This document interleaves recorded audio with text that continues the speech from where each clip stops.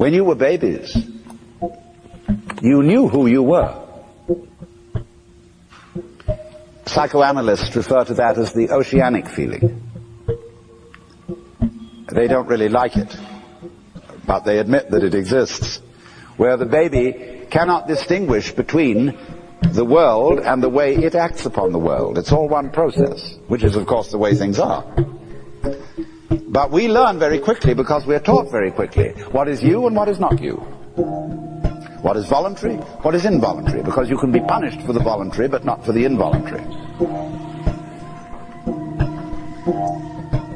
And so we unlearn what we knew in the beginning.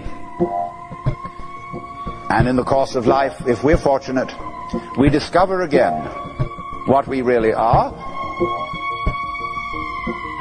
that each one of us is what would be called in Arabic or Hebrew, a son of God. And the word son of means of the nature of, as when you call someone a son of a bitch. Or in Arabic you say Ebedi Kelb, which means son of a dog, Ebedi El Homar, son of a donkey. So, the son of Belial means an evil person. Son of God means a divine person.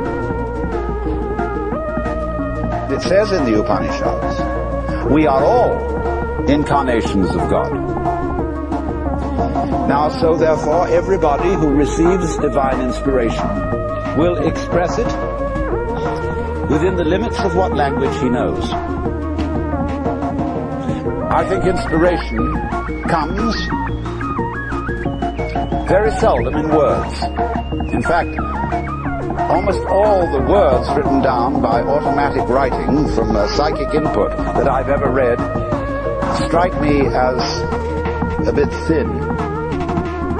When a psychic begins to try and write of deep mysteries instead of telling you what your sickness is or who your grandmother was, he begins to get superficial. And psychically communicated philosophy is never as interesting as philosophy carefully thought out. But divine inspiration isn't that kind of communication. Divine inspiration is, for example, to feel, for reasons that you can't really understand, that you love people. Divine inspiration is a wisdom which it's very difficult to put into words, like mystical experience. That's divine inspiration. And a person who writes out of that experience could be said to be divinely inspired.